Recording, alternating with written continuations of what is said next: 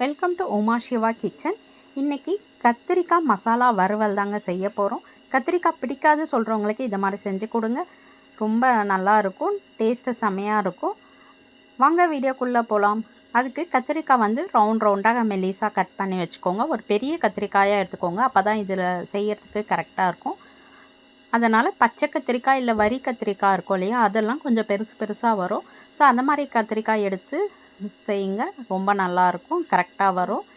நம்மளுக்கு ஒரு பிளேட் எடுத்துக்கோங்க. இப்போ மசாலா ரெடி பண்ணிடலாம். மிளகாத்தூள் போட்டுக்கோங்க, வீட்டு மிளகாத்தூள் தான் நான் போட்டிருக்கேன். உங்கள்கிட்ட எவ்வளோ பீசஸ் இருக்கோ அதுக்கேற்ற மாதிரி போட்டுக்கோங்க. ஒரு பெரிய கத்திரிக்காய்னா கண்டிப்பாக ஒரு 10 பீஸ் கிட்ட நம்மளுக்கு வரும். ஸோ மஞ்சத்தூள் கொஞ்சம் போட்டுக்கோங்க, எண்ணெய் கொஞ்சம் போட்டுக்கோங்க. எண்ணெய் வந்துட்டு நம்ம வறுக்கும் போது நம்மளுக்கு மசாலா வந்துட்டு உதிராத நல்லா வரும். ஸோ எல்லாத்தையும் நல்லா கலந்து கொடுத்துக்கோங்க. இப்போ கொஞ்சம் உதிரியாக இருக்கிறதுனால தண்ணி லைட்டாக வந்துட்டு தெளித்து கலந்து விட்டுக்கோங்க, மிக்ஸ் பண்ணிக்கோங்க. கரெக்டாக மிக்ஸ் பண்ணிக்கோங்க. தண்ணி தெளித்து நம்மளுக்கு கொஞ்சம் பேஸ்ட்டு மாதிரி வரணும், அந்தளவுக்கு கலந்து விட்டுக்கோங்க. தண்ணி யூஸ் பண்ணிக்கோங்க. பாருங்கள், இப்போ இது கரெக்டான கன்சிஸ்டன்சி, இப்போ கரெக்டாக இருக்குது பாருங்கள். நம்ம இப்போ கத்திரிக்காய் ரவுண்டாக இதை மாதிரி மெல்லிஸாக கட் பண்ணி வச்சுருக்குறோம்ல, ஸோ அதில் வந்துட்டு ஃபுல்லத்தையும் மசாலா வந்துட்டு தடவி ஒரு 1/2 அன் ஹவர் ஊற வச்சுருங்க. அப்போ தான் நம்மளுக்கு நல்லா அந்த மசாலாலாம் இறங்கி நல்லாயிருக்கும். ஒரு பேன் எடுத்துக்கோங்க, எண்ணெய் ஊற்றிக்கோங்க. நார்மலாக கொஞ்சம் எண்ணெய் ஊற்றினா போதும், நல்லா பொரிக்கிற அளவுக்கு எண்ணெய் தேவையில்லை. நான் வந்துட்டு ஒரு 4 ஸ்பூன் எண்ணெய் ஊற்றிருக்கேன். ஸோ எண்ணெய் நல்லா காயட்டும்.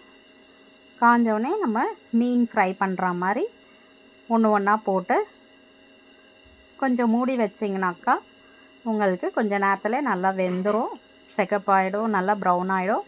ஸோ அந்த டைமில் கோல்டன் ப்ரௌன் ஆயிடுச்சுன்னா திருப்பி போட்டுக்கோங்க. இந்த பசங்களுக்கு ஃப்ரை மாதிரி கொடுத்தீங்கனாக்கா எல்லாருமே சாப்பிடுவாங்க.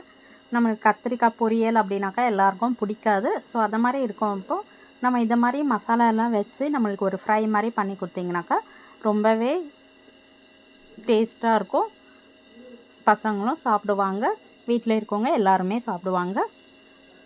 இப்போ பாருங்கள், நல்லா இப்போ கொஞ்சம் நேரம் வந்துட்டு நல்லா ஃப்ரை ஆகணும்.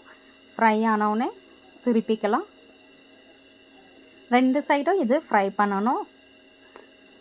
அந்த மசாலாலாம் நம்மளுக்கு வந்துட்டு நல்லா ஃப்ரை ஆகணும், இல்லைன்னா ரா ஸ்மெல் வரும். ஸோ சிம்மில் வச்சு பண்ணிக்கோங்க, ஏன்னா நம்ம மிளகாத்தூள் போட்டதுனால நம்மளுக்கு வந்து தீஞ்சிரும் சீக்கிரமாகவே. ஒரு ஃப்ளேவருக்காக கறி லீவ்ஸ் போட்டுக்கோங்க, கருவேப்பிலை போட்டுக்கலாம்.